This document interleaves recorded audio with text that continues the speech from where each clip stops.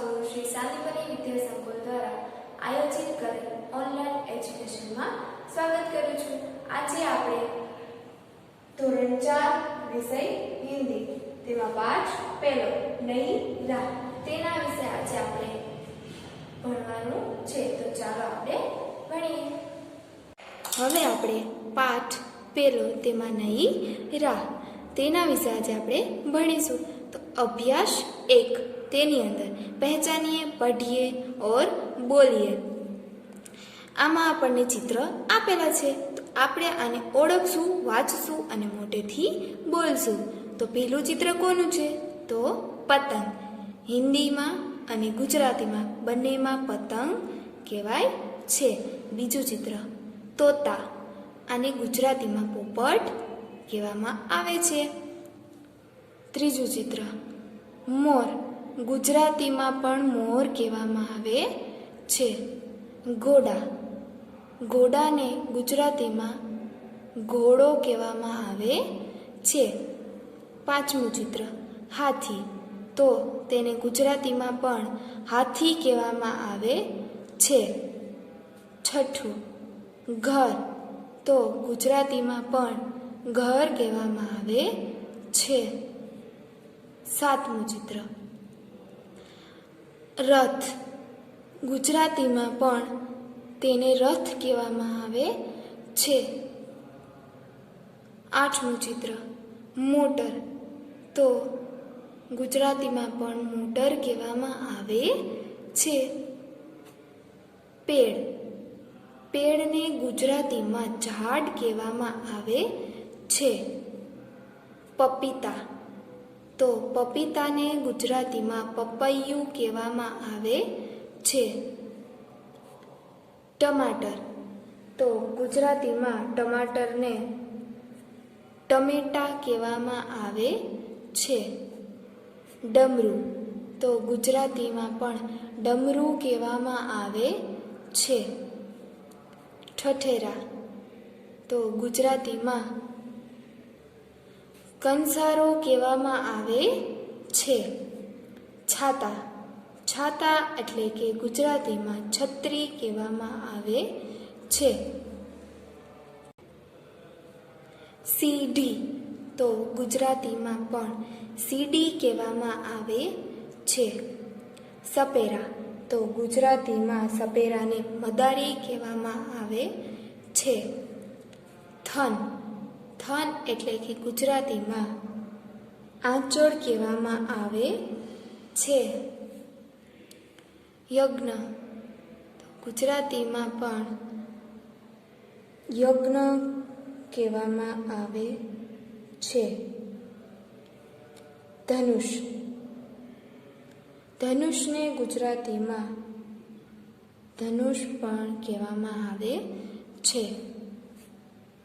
क्षत्रिय, तो गुजराती में पण क्षत्रिय ने क्षत्रिय कहेवामां आवे छे। ऋषि, ऋषि गुजराती में पण कहेवाय छे। अहींया आपणे चित्र आपेला तेने आपणे ओळख्या, बोल्या अने वाच्या। तो हवे आपणे आगळ प्रश्न जोशुं। आपणे लखवानी शरूआत करीए। तो चालो ओळखता जईए अने लखशुं साथे साथे। ग, तो हिंदी में ग।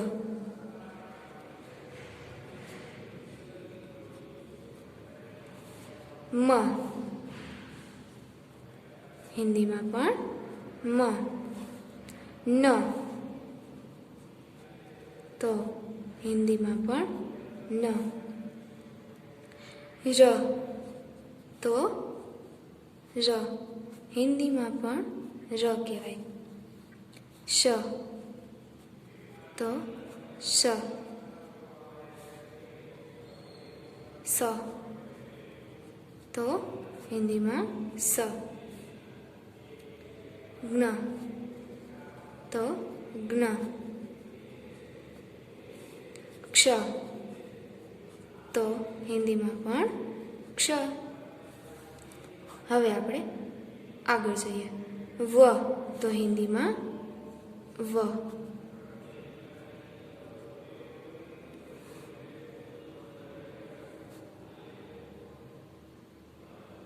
પ તો હિન્દીમાં પણ પ. શ તો હિન્દીમાં પણ શ કહેવામાં આવે છે. ટ તો હિન્દીમાં પણ ટ.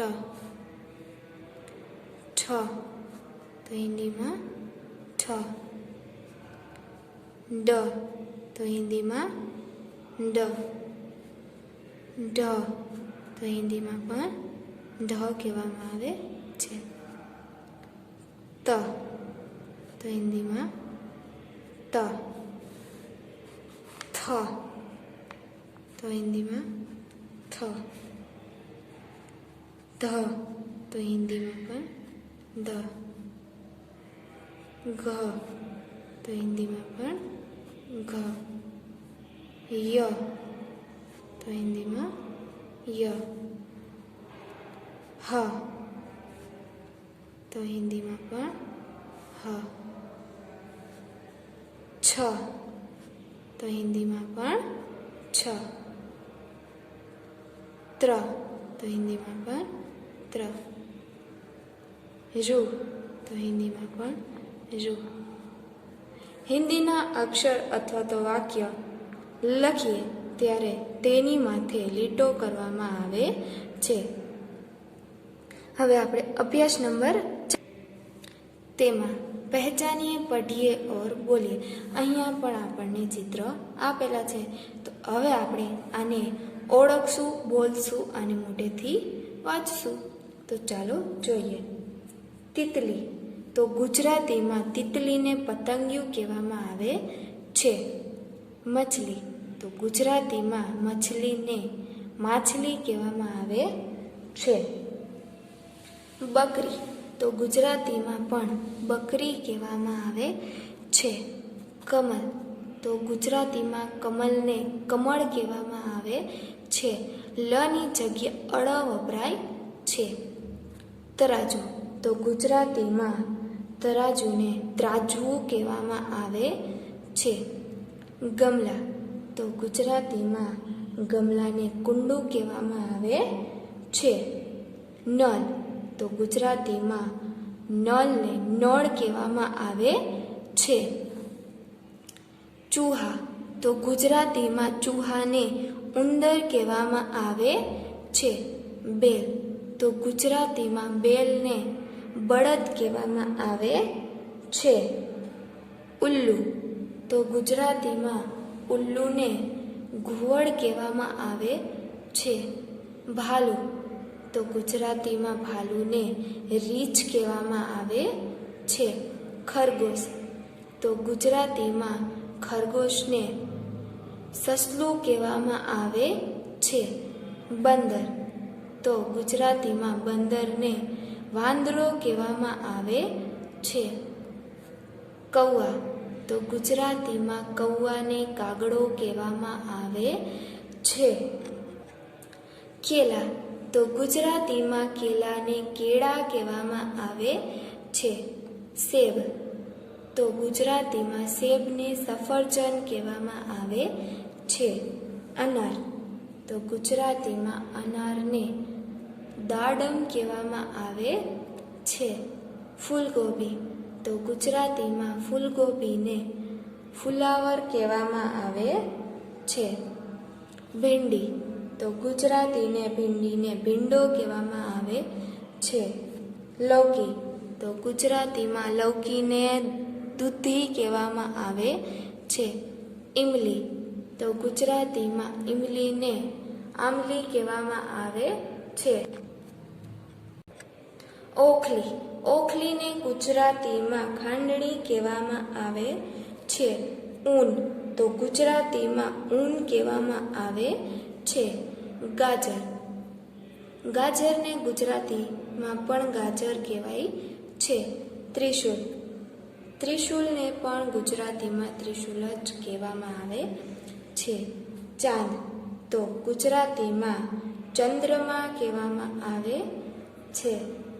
મૂલી તો ગુજરાતીમાં મૂલીને મૂળો કહેવામાં આવે છે. ચમચ તો ગુજરાતીમાં ચમચને ચમચી કહેવામાં આવે છે. જહાજ, તો જહાજને ગુજરાતીમાં પણ જહાજ કહેવામાં આવે છે. આમ, તો ગુજરાતીને આમમાં કેરી કહેવામાં આવે છે. નાક, તો ગુજરાતીમાં પણ નાક કહેવામાં આવે છે. હલ, તો ગુજરાતીમાં હલને હળ કહેવામાં આવે છે. રેલ, તો ગુજરાતીમાં રેલને રેલગાડી કહેવામાં આવે છે. ગુલાબ, તો ગુલાબને ગુજરાતીમાં પણ ગુલાબ જ કહેવામાં આવે છે. દરજી, દરજીને પણ ગુજરાતીમાં દરજી કહેવામાં આવે છે. અહીંયા આપણે ચિત્ર ઓળખ્યા, બોલ્યા અને વાંચ્યા. ઘણા શબ્દો ગુજરાતીમાં જેમ બોલવામાં આવે છે તેમજ હિન્દીમાં બોલવામાં આવે છે, પણ તેને લખાણ અલગ હોય છે. હવે આપણે અભ્યાસ નંબર 5 જોશું. દેખકર સહી રૂપ સે લીખીએ. અહીંયા આપણને અક્ષર આપેલા છે હિન્દીના. તો હવે અહીંયા આપણે લખતા જાશું અને બોલતા જાશું. ક, ખ, ચ, જ, ઈ, ઝ, ફ, ન, બ, ભ, લ, ઉ, અ, દ, એ. અહીંયા આપણે લખ્યા અને બોલ્યા. તો હવે આપણે અભ્યાસ નંબર 6 જોઈએ.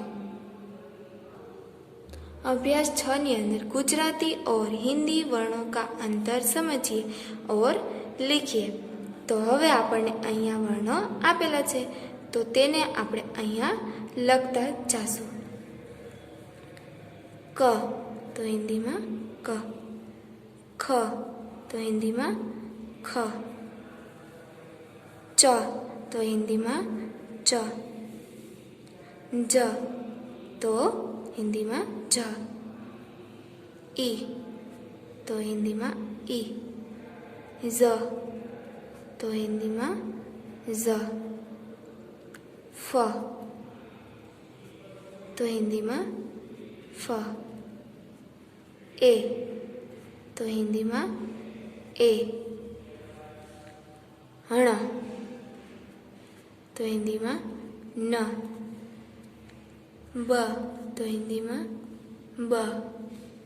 ભ, તો હિન્દીમાં ભ. લ, તો હિન્દીમાં લ. ઉ, તો હિન્દીમાં ઉ. અ, તો હિન્દીમાં અ. દ, તો હિન્દીમાં દ. ઐ, તો હિન્દીમાં ઐ. અહીંયા આપણે લખ્યા અને બોલતા શીખ્યા.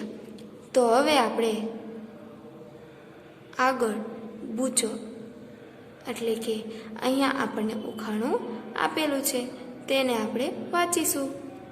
बिना पंख ही उड़ जाती, बांध गले में डोर, खींचो तो ऊपर चढ़ जाती, રહે હાથ મેં ચોર. તો અહીંયા આપણને આ ઉખાણું આપેલું છે તેનો જવાબ જ બાજુમાં આપેલ છે. આ ઉખાણાનો જવાબ પતંગ થાય છે. અહીંયા આપણું આ પહેલો પાઠ નહીં રાહ પૂરું થાય છે.